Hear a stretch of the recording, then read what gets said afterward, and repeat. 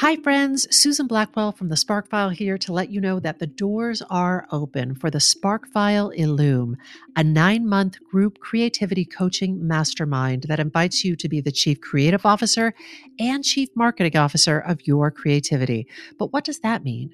That means in 9 months in Illume, you will clarify and advance your big creative goals and learn how to effectively share your work with the world. Now, if you're listening to this and you're an experienced creative or an accomplished professional who seeks a space where it is safe to attempt something you've never tried before, or complete a big creative project, or take your work to the next level and acquire the skills needed to share your creative work with the world, Illume might be right for you.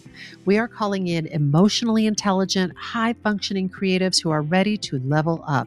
You can find out more by going to thesparkfile.com/Illume, but do it now to find out if Illume is right for you and to save with early bird discounts. That's thesparkfile.com/Illume. Take a leap, take a risk. Go to thesparkfile.com/Illume and join us for Illume. The Sparkfile podcast may contain profanity and other adult content. Please use your discretion. When I bump into something that inspires me, I dump it in my spark file. Could be something that I want to make or how I want to be. I pump it in my spark file. I jump into my spark file. Let's open up the spark file. Welcome to the Spark File, where we believe that everyone is creative, but smart creative people like you don't go it alone. I'm Laura Camion. And I'm Susan Blackwell. If you're an OG listener, welcome back, little Sparkly. If you're joining us for the first time, you have to know that everyone is welcome here. Mm-hmm. Whether you've put your creativity on pause during this time or maybe you've clung to it like a lifeline, either way, welcome. But you may be sitting there or standing there or walking there or driving there and asking yourself, what exactly is a Spark File? Where do I get one? What is this crazy podcast? What do I file in a Spark File? These are such good questions. We actually do have answers for you. A Spark File is a place where you consistently collect all your inspirations and fascinations. Here's the deal. Little baby Cam's over there and me, Susie B, we're makers and we make all kinds of things. If you're like us and you're making stuff all the time, or you want to be making stuff all the time, you know that the wellspring of inspiration can run a little dry, especially now. But don't be scared and don't despair, because we're here for you and we are on the lookout for fresh ideas, images, and inspiration that spark creativity and pique curiosity, things that inspire all of us to rise up off of our asses and make things like this podcast.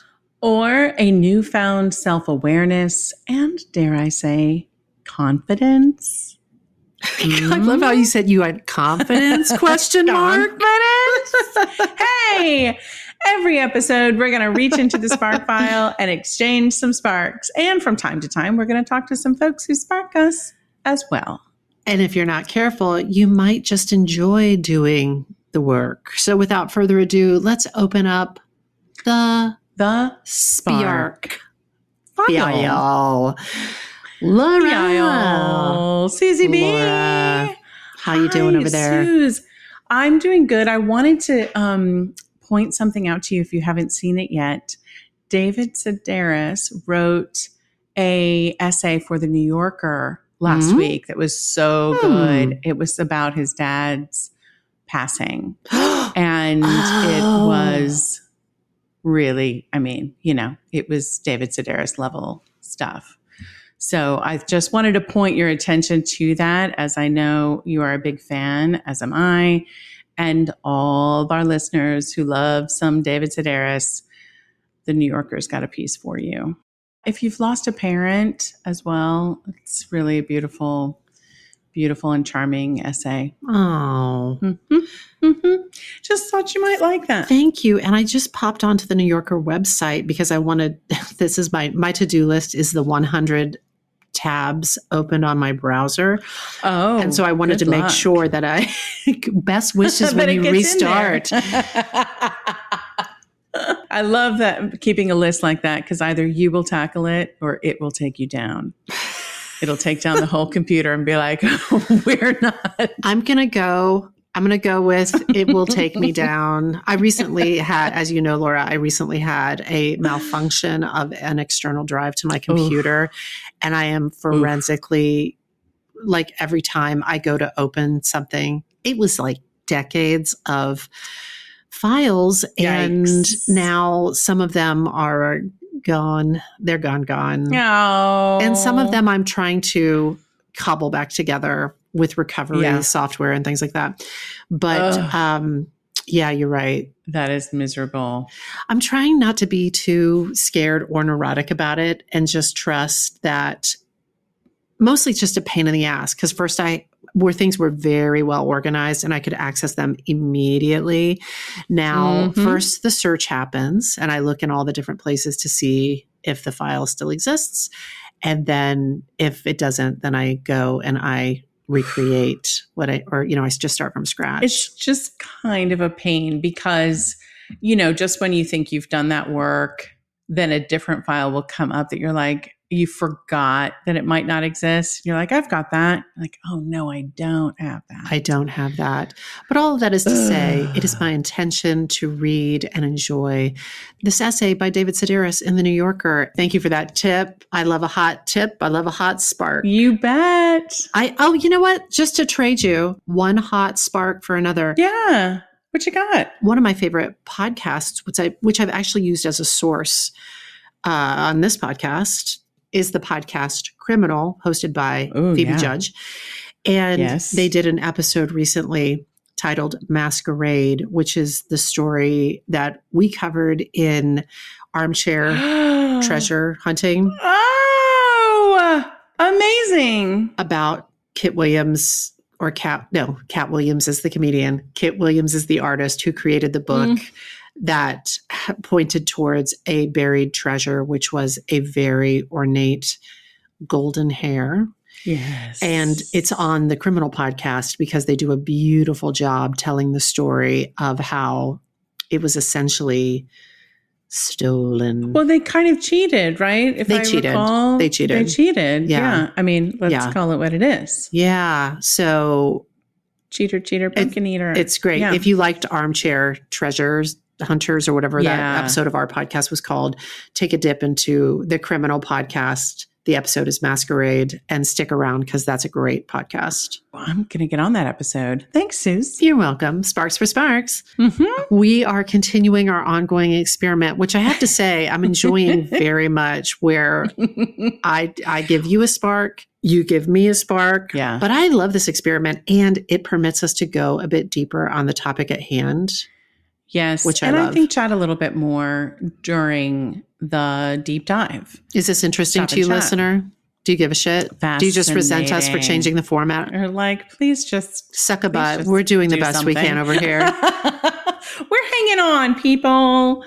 As I feel like we all are. Yeah. I really do feel like everyone's whether we chose to be or not, we're in this transitionary mode. Or are we, thanks to Delta? It's a little bit of like, we're moving forward, we're hanging back. You know how we've adopted, not just, this isn't unique to us, but this idea of pandemic rules throughout the pandemic. So for instance, if the quality of the sound of the podcast, that's something when we first started recording remotely that I was just like, and pretty quickly I was like, pandemic rules. I want to carry pandemic rules, which is I think code for saying imperfection is okay. I just want to keep pandemic rules going long past this pandemic. You are so going to like my spark today, I think. Oh. I think, yeah. I think you're going to like it. You want to lay it on me? I do. All right. I'll jump in. So you obviously know this, Suze. But for anybody listening, I will share that Suze and I are always talking about our clients. And if we're not talking about our clients, we're thinking about our clients. Or talking to our clients. We're talking to our clients. And clients. What Laura is referring to is our creativity coaching clients. We have creativity coaching clients. We have a creativity group that we coach, and we have private clients. So it's not, we're not like financial advisors with clients.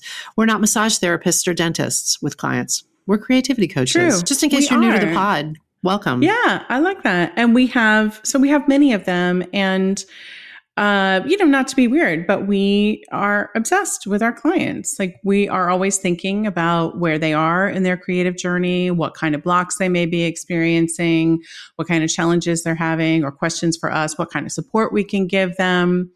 Basically, just in what way can we help them as they take their next step? And that excites us. That gets us pretty jazzed up. So you should know that. There have been many times recently where we've been reminded of that quote or that belief that teachers teach what they need to learn. Oh my God. And, I looked into that. I was like, what is the source of that?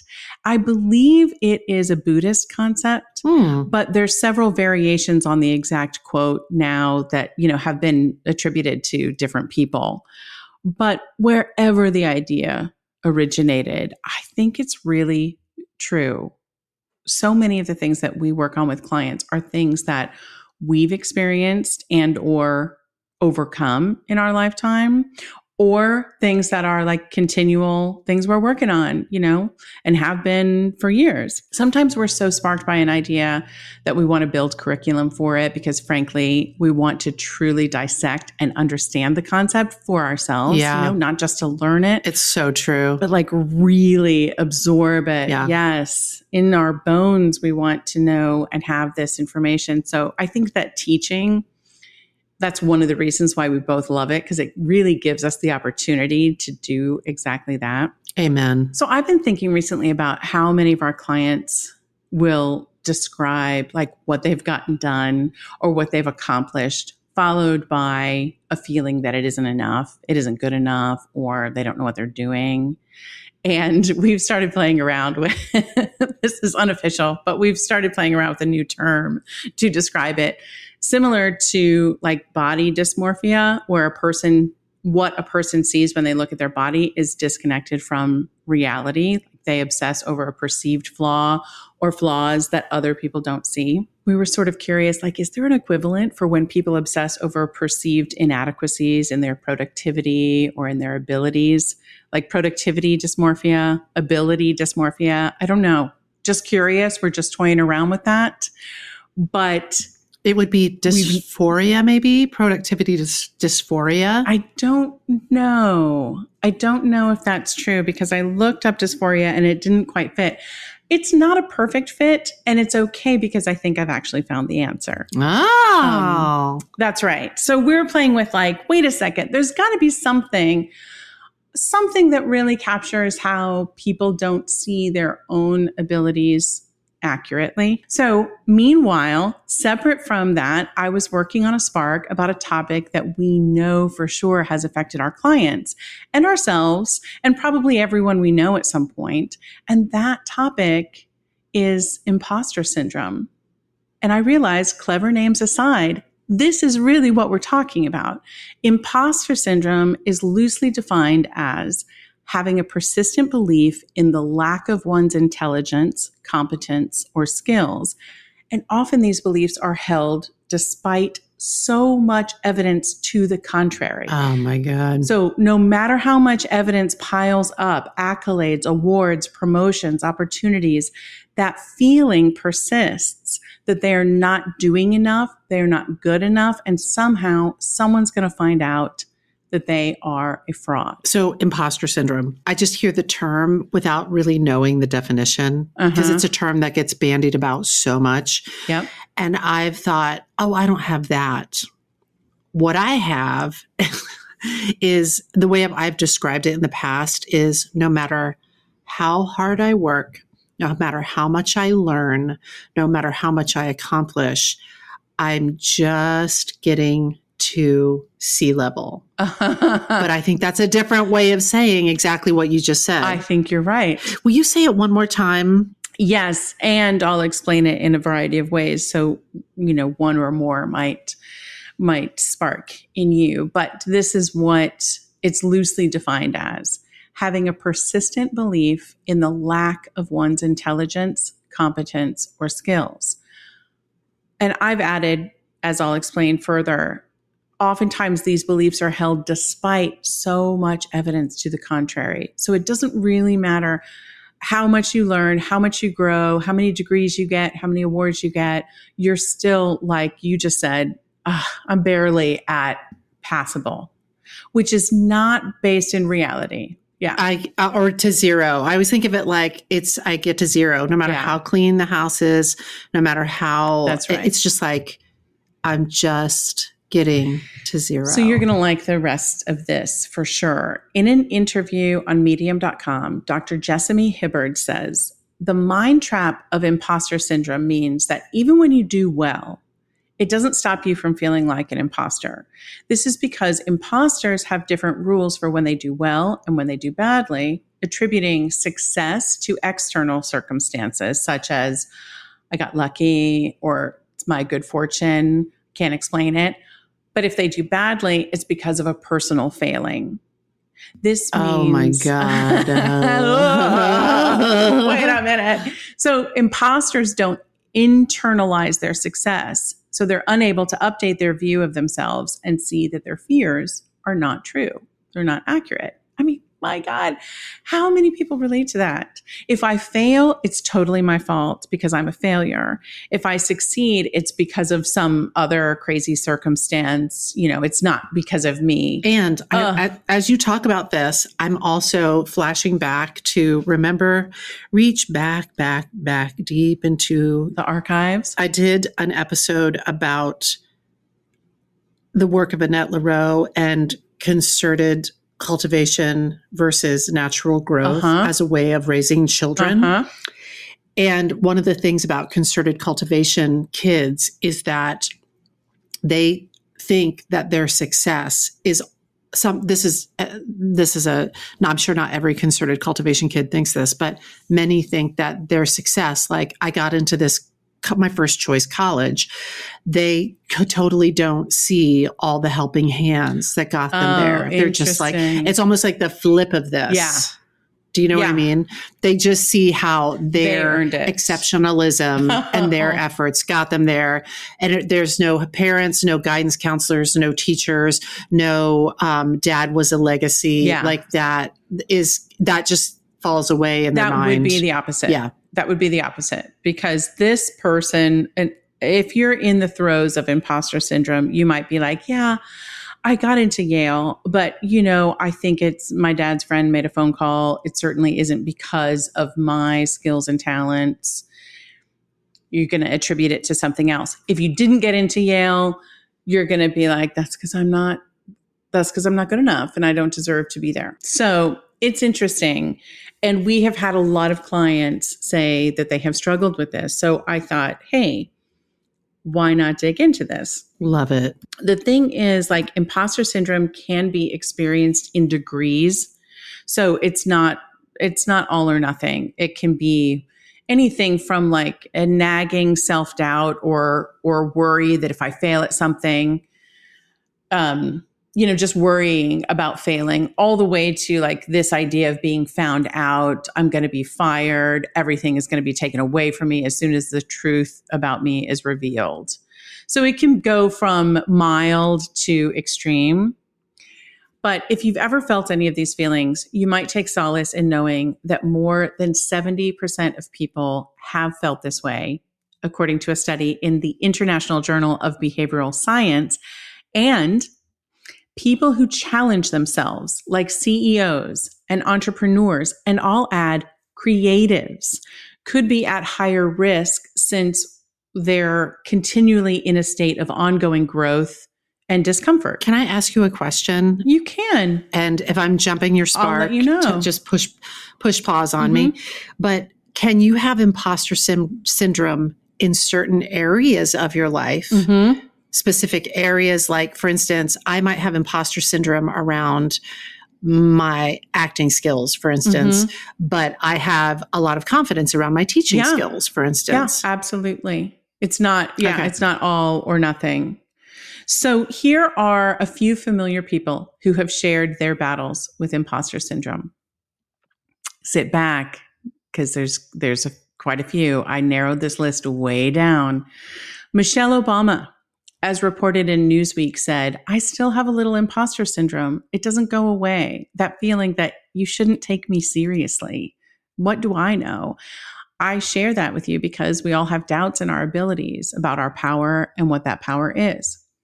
Meryl Streep said in an article in USA Weekend, "You think, why would anyone want to see me again in a movie?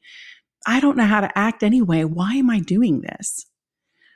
In a 2013 Rookie magazine interview, Emma Watson said, "It's almost like the better I do, the more my feeling of inadequacy actually increases because I'm just going, any moment, someone's going to find out I'm a total fraud and that I don't deserve any of what I've achieved." Tom Hanks, in an interview with NPR, said, "No matter what we've done, there comes a point where you think, how did I get here? When are they going to discover that I am, in fact, a fraud and take everything away from me?" Albert Einstein reportedly said, "The exaggerated esteem in which my life work is held makes me very ill at ease. I feel compelled to think of myself as an involuntary swindler." And Maya Angelou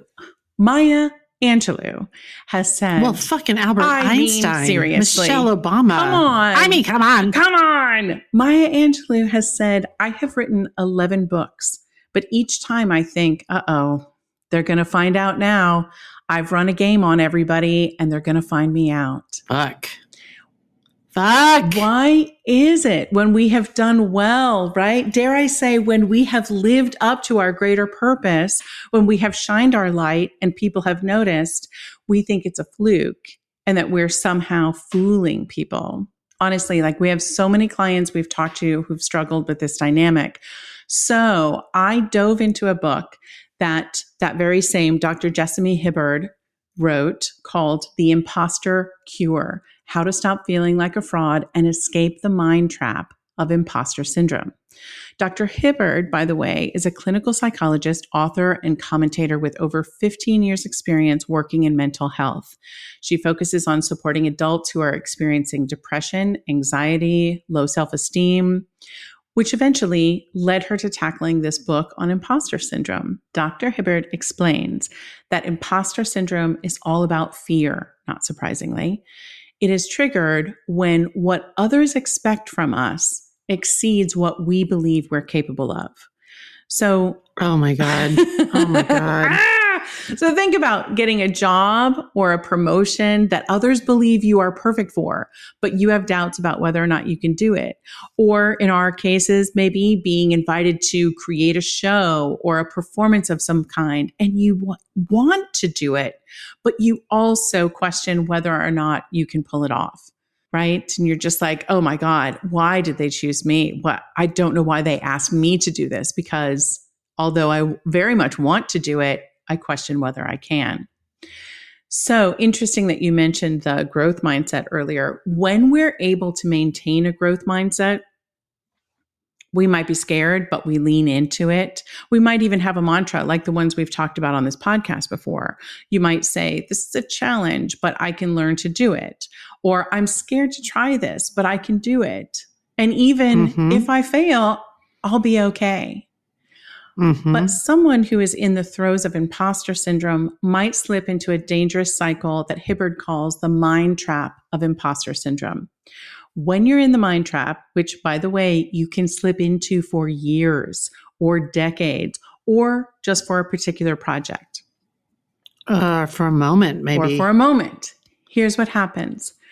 First, we feel like a fraud. We worry that we might try to step up to a particular challenge, and if we fail, we could reveal to the whole world that we're not as smart, we're not as talented, we're not as capable as they think we are. They're going to regret their choice, thinking they never should have given us the opportunity, the role, the job, the promotion, etc. People might see that we're a one-hit wonder, that whatever they thought they saw in us just simply wasn't there, on and on. So in response to these feelings, we use, if you're in the throes of this imposter syndrome, we use two coping mechanisms to deal with the fear and the discomfort. One is we overwork. We work longer hours than anyone else. We establish our work ethic as undeniable. We over prepare. We obsess over details.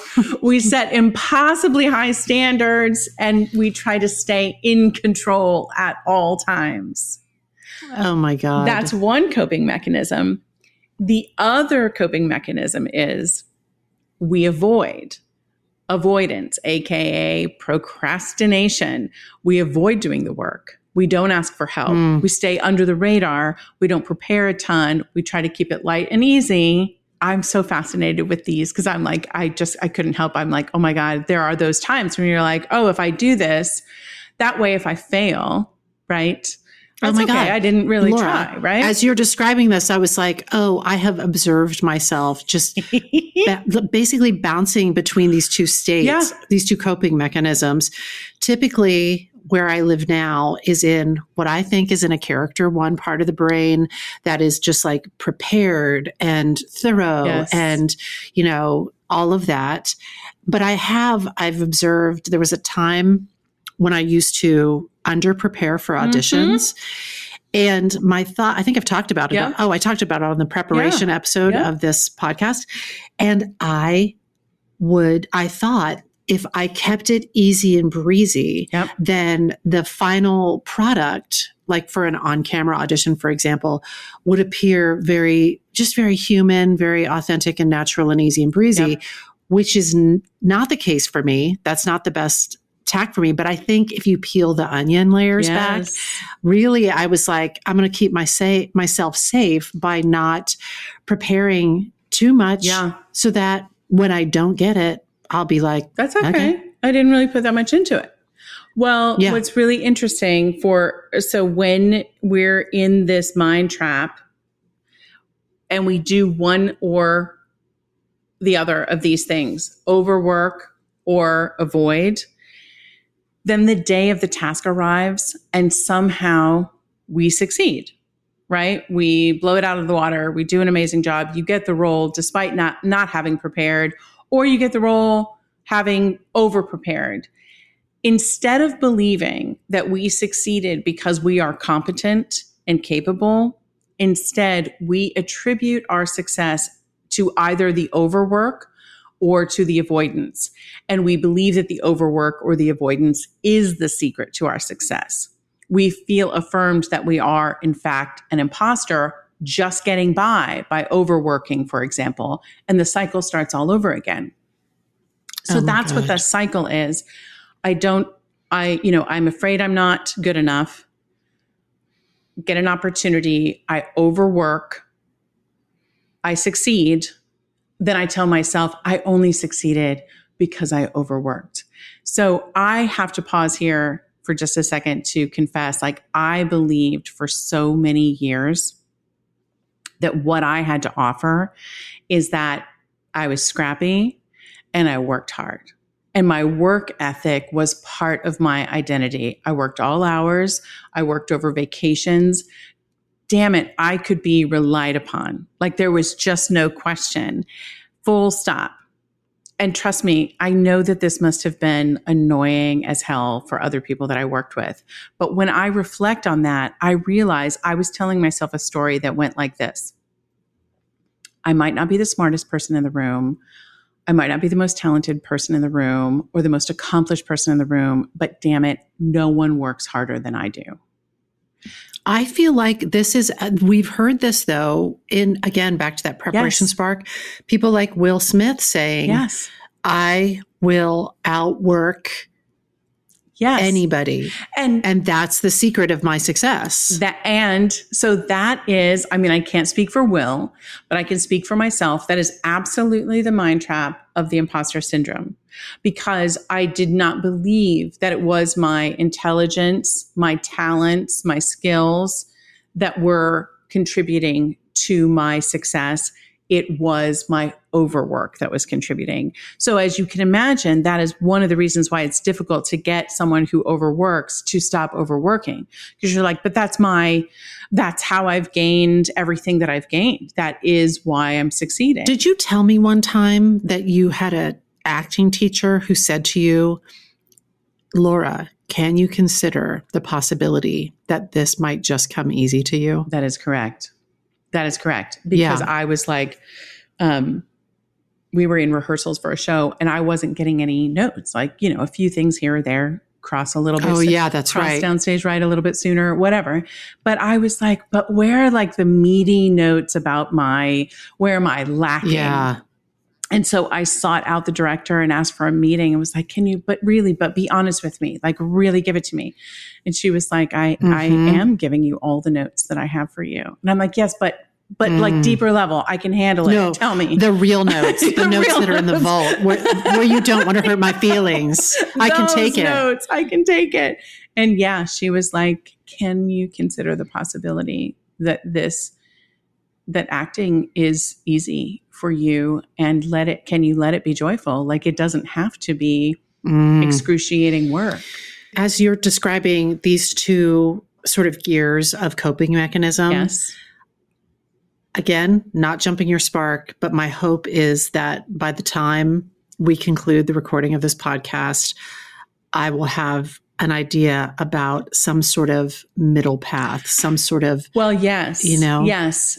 Yes, you will. You will have an idea. I don't know if it's a middle path, but it is a healthier path, perhaps a path around imposter syndrome overall. Beautiful. Right? Give it to me, baby. So for me, I spent, at least a decade, maybe more, in that spiral of overworking and then attributing my success to overworking. After years of therapy, I began to see myself differently and allow myself some recognition for the skills and the experience and the talent that I brought to the table. This was really difficult because I had been raised in Kansas where humility, there's always like a humble pie cooling in the windowsill in Kansas. Like, do not lose sight of the fucking humble pie. We don't get too big for our britches. What's that smell? Mama made a humble pie. Humble pie. Don't you forget it. That is fucking funny. But years later, like I worked in an environment that helped me realize how far I had come. You spot it, you got it kind of thing, where I was like, oh my gosh. So I found myself working within a team of people with an already established dynamic. And it was clear that there were one or two people who had already claimed the I work harder than anyone else title. And there was... AKA the suffering trophy. The suffering trophy. Yeah. And there was no room for another person in that club. And I was surprised because I'm like, I'm always a member of that club. Like nobody would shut the door on me. Like I have the sash. I own the sash. I own the sash. But over time I realized it was such a gift because I was able to pull back to like that 10,000 foot view and like take a look at it from that perspective. And I realized I no longer belonged in that club because I had changed. An executive coach that I love is named Joanne Heyman. Once said that it is important to learn the difference between being invaluable and being valued. And like that was one of those like mind-blowing concepts to me. I was like, what? Can you unpack that for me? I sure can. Chasing after the idea of being invaluable is based on an insecurity. It's based on imposter syndrome, basically thinking that if you work hard enough, you might gain that job security. Like like this place can't exist without Laura. You get that but she puts in 70 hours a week. She's invaluable, right? But the new experience had shown me that I had moved on to the goal of being valued, of coming from a place of confidence and knowing that I am valued for the skills and the talents that I contribute, which are substantial and unique and don't have anything to do with like the number of hours that I put in. We all know those people. Oftentimes it's consultants, frankly. They come in, they drop some knowledge bombs, and you're like, damn, they were only here for 30 minutes. But what I gained from that, I really value what they contributed in that amount of time. And nobody is like, oh my God, we could not do this without our consultants. They work so hard. It's not about that spinning wheel. It's not about the grind. It is about bringing to the table what you have to contribute and having the confidence that, the right opportunities will come to me because of those skills and talents, and the rest can fall away. Are you getting the invaluable versus valued? I think so. My mind goes to that, like, irreplaceable. I'm irreplaceable. Instead of thinking I'm invaluable, a word that I would think is I'm irreplaceable. Yes. That if you interchange those things, I'm irreplaceable. Why? Because I work so fucking hard. I do the job of 3 people. This place couldn't exist without me. Like, I hear and have experienced like a number of work environments where that gives people a sense of job security because they are invaluable versus, and I've worked in these work environments too, as you know, then like creative directors or someone who, they aren't valued for putting in 70 hours a week. They're valued for what they come in and bring to the table. It's their skills and their talents that are valued. And their thought. And their years of experience and et cetera, et cetera. So I was so happy when I realized, oh my gosh, I think I've made that shift in my life. Which is not to say that I'm not ever going to have, bouts of imposter syndrome, but in terms of that grind, that belief that it is only overwork that gives me value, I think those days are behind me. I really do. I'm excited, and I hope that you'll keep me in check. But which is not to say I won't overwork, but that isn't going to be my identity. That isn't going to be my your default setting. Yeah. Yeah. But when you're stuck in imposter syndrome and the cycle of imposter syndrome, if overworking is your coping mechanism, like more work and more opportunities, even if it's more than any one person can handle, it is all designed to feed that insecurity, to help you believe, even if only fleetingly, that you are capable. And by the way, if you're in a cycle of imposter syndrome and avoidance is your coping mechanism, this can be the story that you tell yourself. If I don't rehearse, if I don't really try, and if I fail, no big deal, right? Just like you said, because I didn't put I didn't put my whole self into it. Many people who drop into this cycle of overwork and avoidance begin to believe that their success actually depends upon those behaviors. So they have a really tight grip on them. After all, we got to this level of success based on these behaviors, right? So we cannot imagine living a different way. Thus, people can remain in that state for years, for decades, for lifetimes, unless we choose to stop. If you're someone who would like to tackle those feelings of imposter syndrome, Dr. Hibbard advises that you first take stock of how your imposter syndrome has negatively affected you. For example, are you sacrificing your health and your happiness for your work? Are you tied up in anxiety, believing that you're not good enough no matter what accolades you get?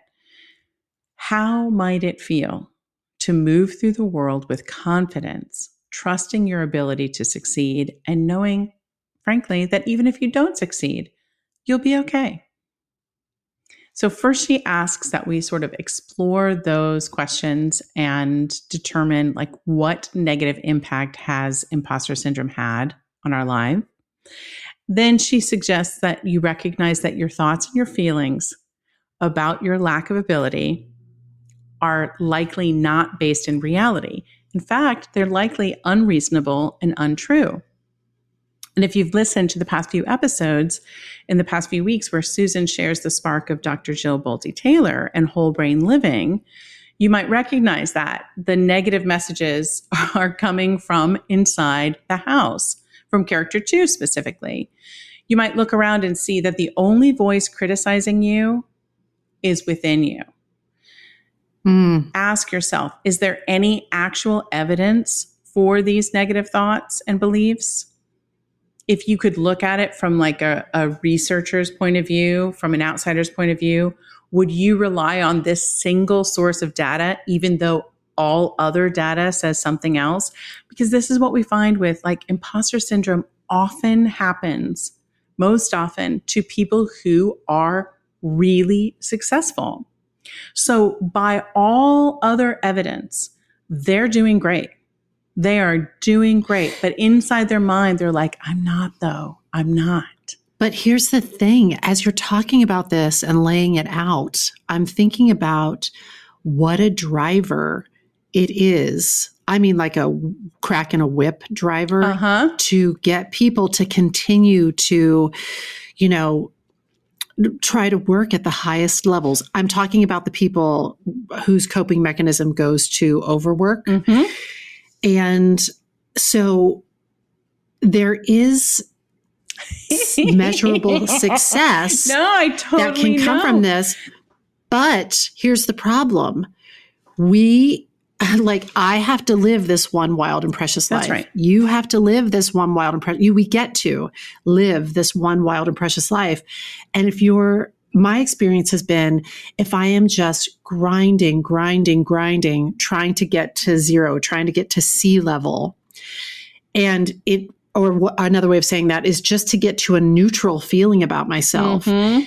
It's exhausting. Yes. And it feels, there are brief, fleeting moments of happiness, but the majority of the time, it doesn't feel great from the inside in my experience. It doesn't, but that very concept that you touched on, that you're like, yes, but there is evidence that it does, like it makes me work harder, or it has positively affected my success.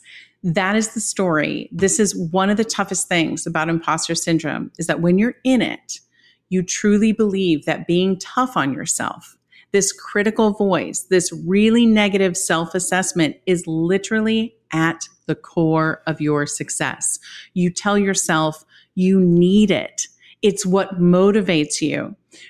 I'm here to say, and Dr. Hibbard is here to say, do not believe it. You are gaslighting yourself. You're gaslighting yourself. It's just not true. You are successful despite the self-criticism, not because of it.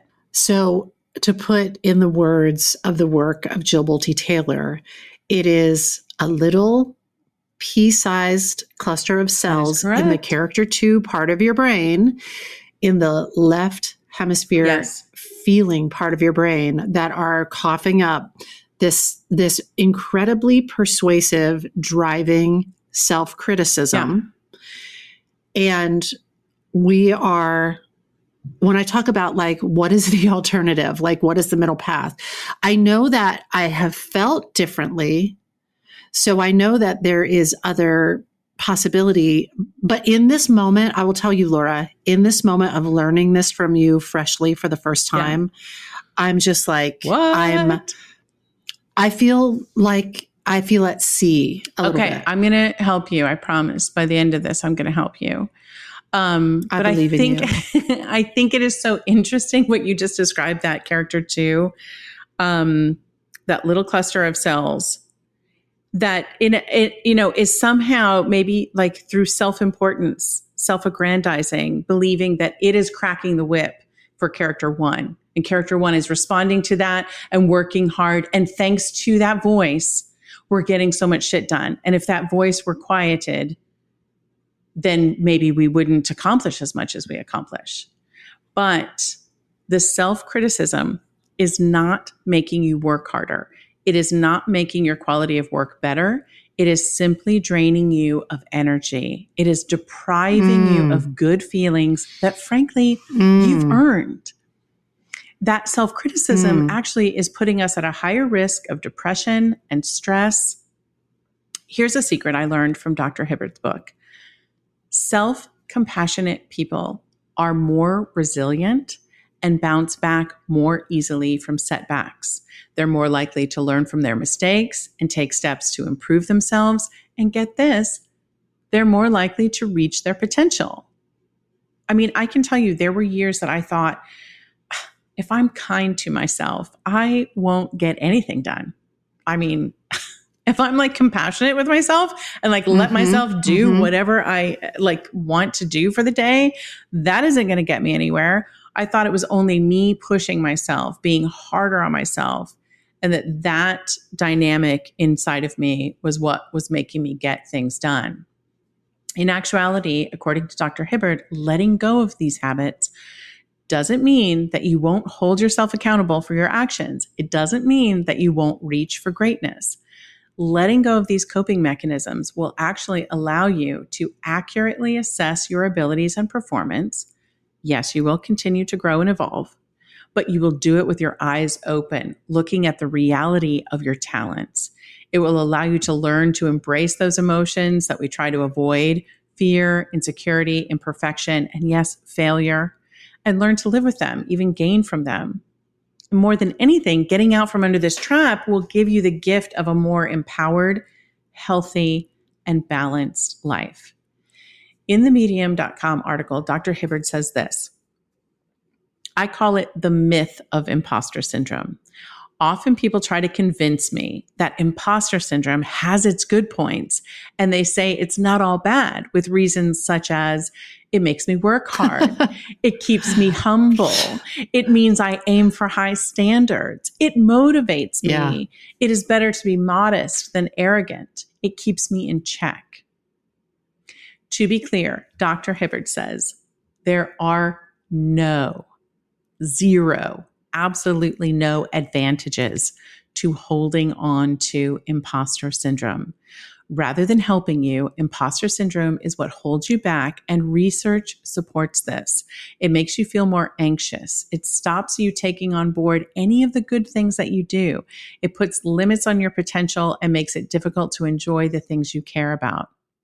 Wouldn't it be better to be ambitious, to take on challenges, having humility and courage without the anxiety that imposter feelings can bring and the cost to your health and your happiness, to be able to enjoy your successes and go for the things that you want without the imposter fears holding you back? Of course, nobody wants to be arrogant or lack insight about themselves, but overcoming imposter syndrome will not cause this. Imposter syndrome is not what pushes you or makes you good at what you do. You are the one who does this.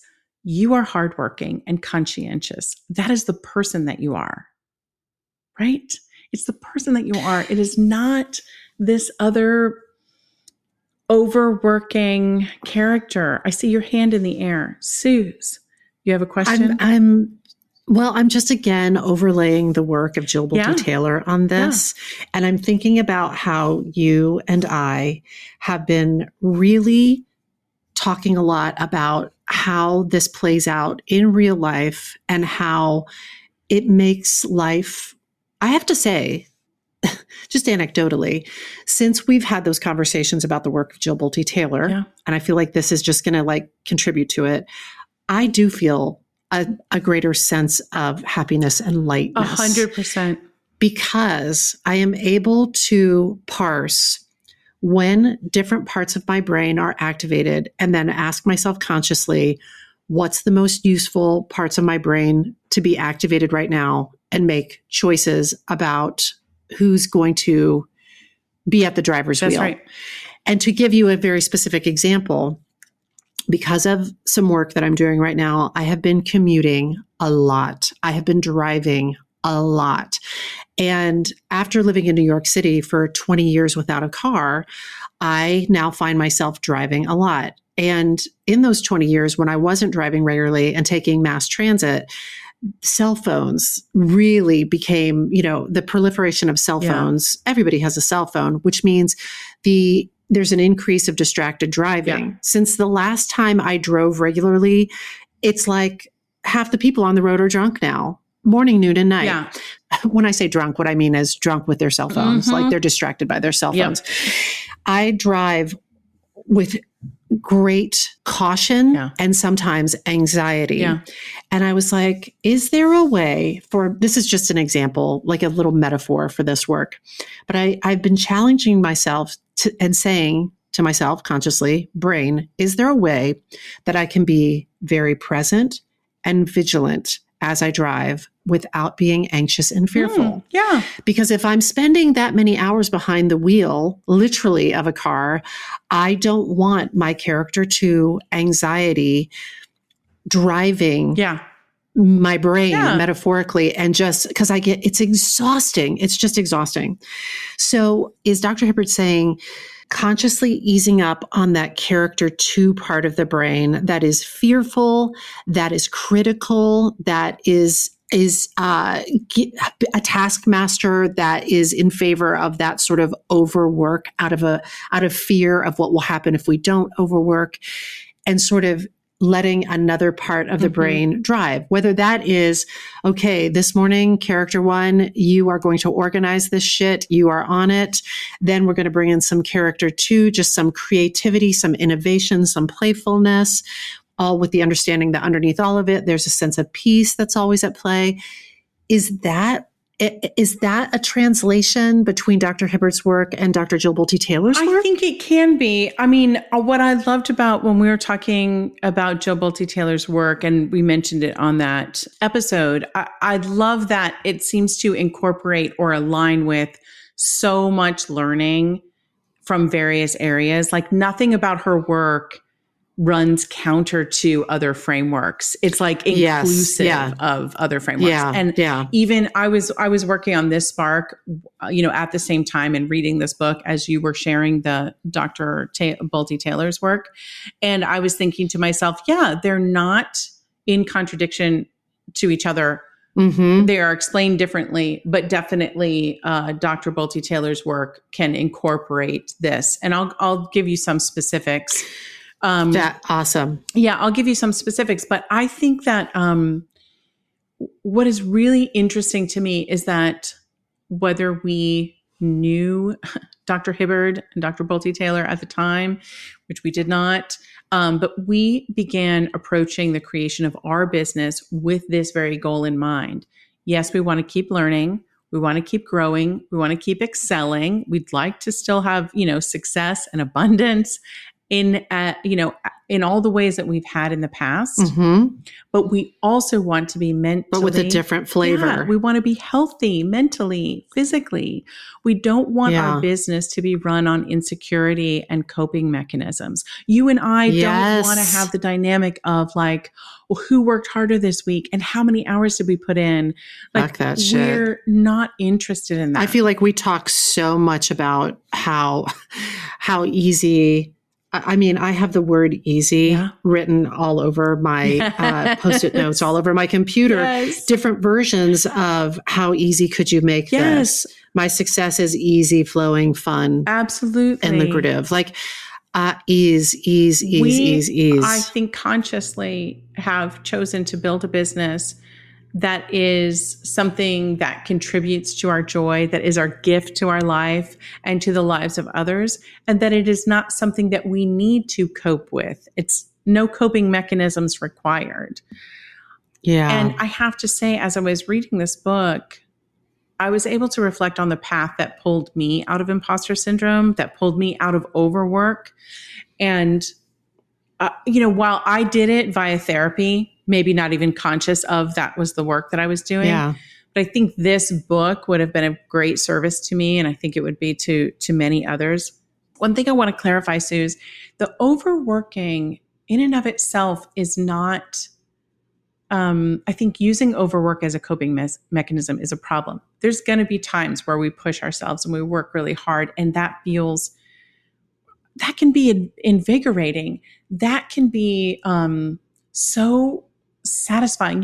When you're putting a show up and you're like, we're going to put, or on a film set and you're like, we're going to push until this date and then we're done and it's up. Yeah. It's not that is the problem. The problem with imposter syndrome is that you believe that is the reason why you're successful, not all of the skills, talents, intelligence that you bring to it. You're sort of isolating. It's only that I worked 80 hours that week. That is the only reason why. And if you take that away, I'm nothing. So that's really more the problem. It's a little bit slippery to me still. It's a little bit elusive, like when you're learning something new. but I can see why she developed that piece of thinking about the myth of imposter syndrome, about but it keeps me in check. That's right. But it drives me in a great way. Like people talking about what the positive upshots are. I'm sitting over here thinking, again, if that's not the driver, then what is the healthier driver? I'm into it. I'm so here for it. Well, the driver would still be, what is it you want to accomplish? And you can still go after it. When you achieve it, you won't reflect back and say, oh, well, I only got that. It was hell getting there. Yeah, I only got it because I just worked 3 times as hard as anyone else. No, you probably got it because you were the right person for the job. You were the right person for that role. You were the right person to build this business at the right time, not because you ran yourself into the ground doing it. There's another thing that's jumping into my mind as you share about this, which is we talk a lot on this podcast, in coaching, in our group, in our lives, etc., about being sort of pulled by purpose. Do you know what I mean? So if I know my purpose is to free myself and anyone who wants to come along for the ride and free myself creatively, in self-expression, etc., it's sort of another way of saying it's being pulled by a possibility instead of sort of pushed by this the whiplash of, or the lash of the whip of, if you're not a hardworking pack animal who will just labor and labor and labor, then you don't have value. That is true. It is related to that. But you can operate from purpose and still have imposter syndrome. Oh my God, Laura. But this is like so slippery to me. I look forward to getting my arms around it. Yeah. It's like, I think one of the things that it could be just like word choice, but the driver, I don't think people are driven by imposter syndrome. Imposter syndrome is like a response to something. So if that helps at all, you know what I mean? We can be driven by purpose. We can be driven by an absolute clarifying mission that we're like, I was put on earth to do this. But then if you have imposter syndrome, when you do it and you are succeeding at it, you question, that isn't. What were the factors that led to your success? Yeah. Tell me if this is right. It's kind of like, are you enjoying this real-time coaching that Laura is giving Susan? In so much as you understand it, is it sort of like an ongoing critical assessment from within? Yes. That no matter what evidence is presented, the assessment comes back. If you succeeded, you got there because of your overwork. Yeah. Or because it was a fluke, or it was because good luck, or because whatever, because some people use avoidance. You said it at the outset. It is some external circumstance leads to your success, and nothing like from within you except maybe overwork. Yep. And if you have experienced perceived failure, that the source is from within. That is right. So essentially, you can never enjoy your successes because you don't believe you contributed to them, except for the overworking. Overwork. And you completely internalize all of your perceived failures. Those were right on target. I failed at this. That's about right because I fail, right? So all those. It's so shitty. It's so shitty. And the thing that's been so exhausting about it and shitty about it, in my experience, is because there has so much effort has gone into it, and thought and creativity and care. And so the experience can largely be exhausting, and then you don't get any of the pleasure. You don't get or you any get a little of it. bit of the, or maybe it's fleeting. In the process or the results. Yeah. Exactly. So what do we make of this? I'm going to give you. What do we make of it, Cams? So this book The Imposter Cure by Dr. Hibbard has a ton of exercises in the book and a ton of ideas for how to replace these unhealthy habits with healthier ones. I'm going to highlight a few of them here. There are so many more in the book, but Suze, I think you're going to recognize some of these techniques because some of them would fit just perfectly within the whole brain work as well. So you're spot on in asking that question. So one that I wanted to highlight is this exercise that Dr. Hibbard recommends, distancing yourself from that imposter voice in your head and making sure that you recognize that that voice is not you. She says one way to do that is to give that voice a name. So yes. We know, right? If we know that this voice is coming from character 2 or our left brain emotional part of your brain, you can use that name and speak back to it when it attempts to tell you you're not good enough or you need to work harder. Little scared bitey. A little scared bitey or sensitive soul.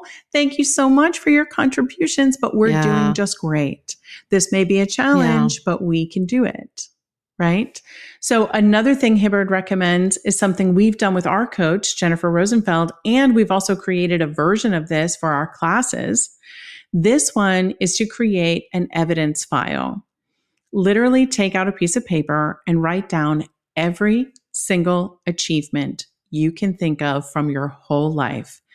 Degrees you've gotten, jobs you've had, awards, promotions, compliments you've received, difficult situations you've overcome. Have you survived a heartbreak or left an abusive relationship?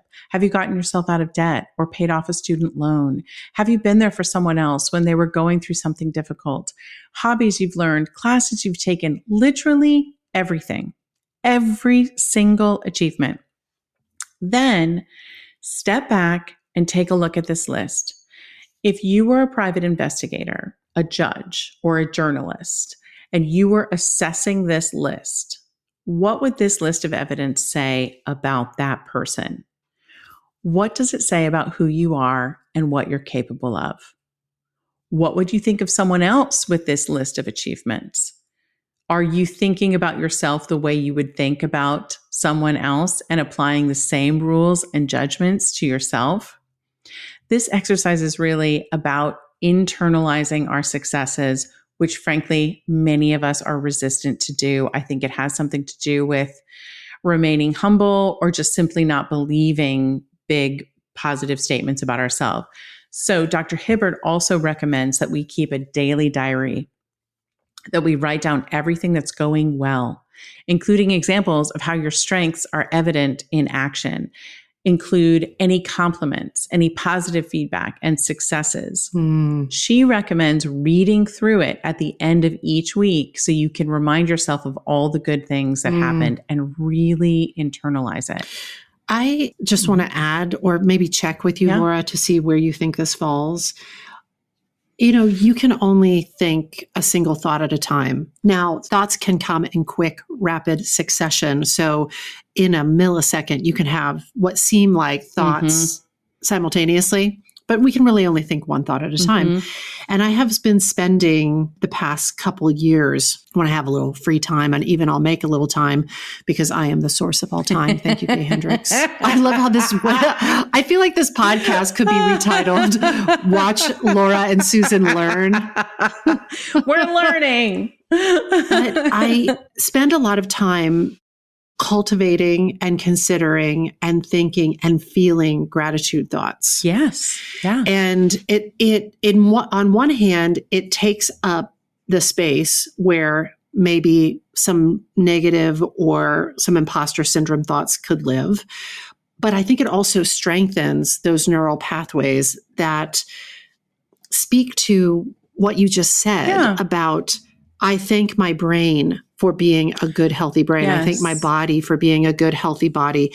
I thank my brain more specifically. I mean, I love that it's a good, healthy brain, but I also thank it for its continuing ability to learn and for those flashes of, dare I say, creative brilliance, things like that, where I'm just sort of like, oh, look at her go, you know? And I do think that contributes to what you just said. I don't necessarily always write it down. I used to spend more time writing it down, and now I spend more time thinking it. But I can see how that would strengthen those thoughts instead of strengthening the continual thought of, oh, it was just luck, or it was just you're overwork, or you know what I mean? What I'm not good at. I'm not good at this. I'm not good at that. Yeah. 100%. I think thoughts of gratitude, and also like, I'm thankful that I'm really good at this.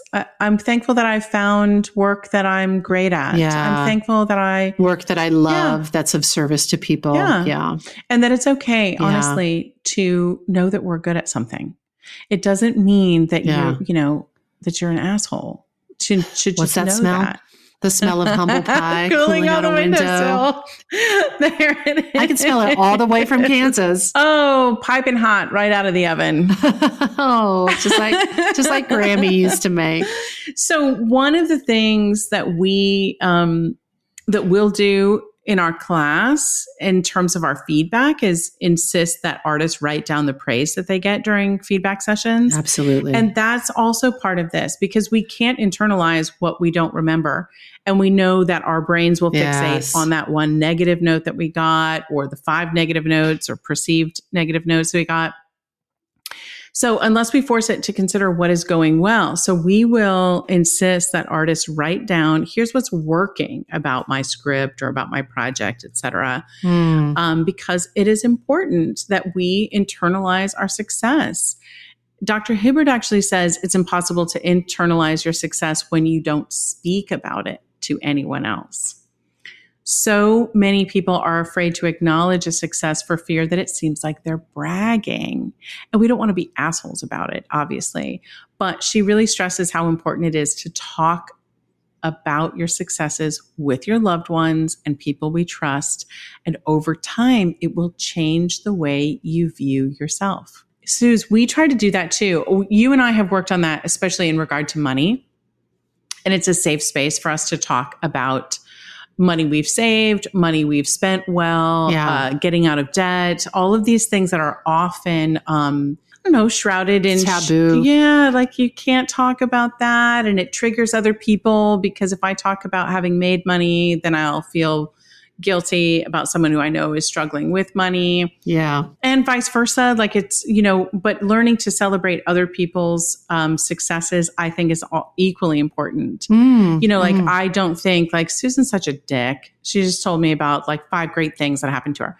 I don't think that. I think how incredible and how wonderful. So surrounding yourself with people who are also either consciously in this pursuit or can just, have the emotional intelligence to support you. I think like learning to take a compliment, to me, Dr. Hibbert didn't say this, but Dr. Camion did. I can't wait till somebody gives you your honorary doctorate, and I want to see you in that weird hat. Just you wait. And you'll get another sash. There you go.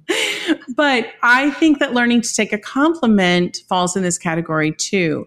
Taking a compliment without deflecting is like the first step in internalizing it, I think. So I notice I will do things again because I'm afraid that I might make people feel uncomfortable. If they compliment me, I still do this. Like, oh, that was sort of accidental, the way I designed. Someone might compliment, like, I love the way you designed this, your master bedroom. And I'll be like, oh, that was totally mistake. I didn't actually, that couch was meant for a different room, and it all came together accidentally. Not at all because of I had a vision or my skills or anything. And so I'm trying to check myself on that. I'm really trying to just say, thank you so much. That means a lot. Like, just say that. Yeah. Because that you can't internalize something that you like deflected and pushed away. Yeah. So all of that is important, but there's more. So in terms of the overwork and avoidance coping mechanisms, overcoming those requires essentially a reassessment of how you define your success. Like, are you currently dividing your time and energy in a way that aligns with what you say is most important to you? How might you recraft your division of time and energy so that it aligns with your values and recognizes the difference between healthy conscientiousness and unhealthy perfectionism? Oh my God. Progress, not perfection, Suze. It's that B+, B- thing that we talk about. It's that target is fine most of the time. B+ work out the door, baby. Honestly, Trumps A+ work every time. When we put out B work, 99% of the time, no one else notices it. Podcast. Right? Another title for this podcast, in addition to Listen to Laura and Susan Learn, is B+ work out the door. B+ work out the door. Maybe even B-. Listen, honestly, no one notices that difference. That last little push towards perfect really doesn't matter to anyone else besides you. And so when we look at how we spend our time, can we let it go and keep moving forward? There may be bigger and better rewards to be gotten by saving that bit of time and spending it elsewhere. Dr. Hibbard's motto is that what we do every day makes the biggest difference. It's the small steps that lead to the greatest changes. She says the small, everyday things are most important as they can make a huge difference to our mental health. In that Medium.com article, she says, I used to think it was the big changes that would make all the difference to my happiness, imagining a time that would magically arrive when things were easier and I had my life sorted. The trouble is this time never comes. And even if it does, it never makes as big a difference as you think. She suggests 3 small changes for our everyday lives. Number 1, slow down so that you can appreciate what you have, enjoying the small moments that life has to offer. Slow down so you can pay attention. I'm adding this. Slow down so you have time to, weekly take stock of what you have accomplished. Take stock of all of the goodness, all of the gratitude. Number 2 is empty time, what we would call a more porous schedule, unscheduled time, just to ponder, just to reflect and think. Rest. And then natural highs. She's like, make time for the people and things that I love, not, running so fast and thinking like, I have to do all these things or I'm not good enough. That is, that's the bottom line. And I would say, like, I see people do that my younger years, like the full schedule thing of social things every night, every weekend. Can't allow yourself that downtime. Yeah, I think those changes are super smart. I will leave you with this final thought from Dr. Hibbard. She says, as I've researched this book and delved deeper into this world, I've come to realize that imposter syndrome involves much more than just feeling fraudulent, and that it presents itself in a long list of different ways. It may appear as insecurity, self-doubt, fear of failure, and perfectionism, or as self-criticism, low self-esteem, an inability to accept compliments, or a focus on where you are falling short. It's a guard against arrogance and a safety net in case everything goes wrong. This list, rather than being titled Imposter Syndrome, could be titled The Problems of Being Human. It is a collective experience, which is why it is time to talk about it openly, because it's holding so many people back from a fully engaged life. Boom. Oh. How are you doing? A couple of the characters in my brain Are speaking up? are speaking up. Character 2 doesn't want to lose their job, essentially. Hanging on. I don't know about it. I'm just sort of like, I have noticed, I do observe that something has changed and is changing. I am not operating the way that I did. Like when I talk about that, I can work as hard as I can and just get to sea level. Mm-hmm. That feels like something from like 15 years ago. That's right. Because I think you could recognize now that you are well beyond sea level. Yes. Right? Yeah. But I think that there are times when there are moments. That's why I asked you, like, can it pop up for a moment? And can it pop up in different areas of your life where I have explored it and made some shifts in the way that I operate at certain times and in certain areas of my life. I need to work more with it. It's going to be helpful for me, honestly, to go back and edit this episode of the podcast and re-listen to it, to take another pass at absorbing it. But I feel like motions have been made and it continues to change. I can recognize that in myself. And I also can see that there's still room for growth around 100%. this. I think if you're looking for it, it's those areas where no matter what evidence is presented to your qualifications for something, your capabilities, where you still believe, no, I'm not very good at that. And we have clients who are like, we could say to them, but you're doing this, you're doing this, you're doing this. And they're like, yeah, but I don't think I'm really an artist or really a writer or really a what have you. I think about people that we have that tell the story that I don't get much done. Oh, exactly. I didn't get much done this week. And then they'll say, okay, do you want to listen to the things I did get done? And they'll start reading what they've created. And it's like, if I got done what you got done this week in terms of my writing, my creativity, my project advancement, I would probably be like, look what I got done. Like it would be, I would like to think it would be more of a celebration, but let's be honest, maybe that old imposter syndrome piece of me would also be saying it also, Laura, as I'm saying that, I can see how it keeps us safe. Yeah. Because if you preamble with, it was all just like, it was a happy accident that the master bedroom came together that way, or I didn't get very much done this week. It was just like a really crazy week. And then you blow minds with the master bedroom or what you wrote that week. It's an interesting protection cloak too. Sure. I think yes, until you realize like you're doing it to your own detriment. You're doing it like within your own mind. You're not allowing your own mind to embrace the truth of you, which is you are intelligent, you are talented, you are capable, you are absolutely suited to do this thing, whatever it is you're doing. And you're not allowing yourself to embrace those truths. Thereby, you're cutting off that path that is labeled easy.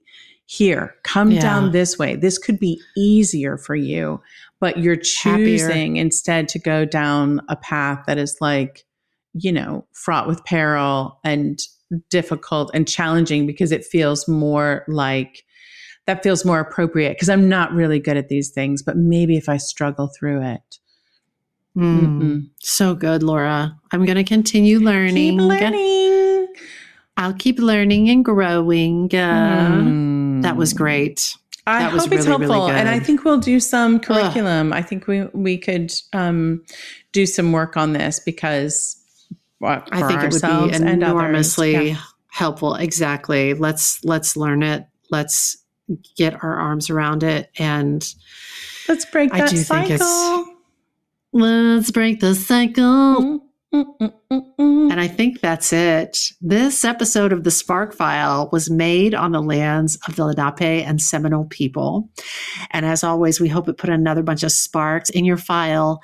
Hey, if there's a spark you'd like us to explore, or if you've taken a spark and fanned it into a creative flame and you'd like to share that, you should email us at thesparkfile@gmail.com or submit it through our website, thesparkfile.com. We will even happily take your feedback. But you know the price of admission. First, you need to share a creative risk that you've taken recently. You can follow us on social at The Spark File and be sure to subscribe, rate, and 5-star review this podcast.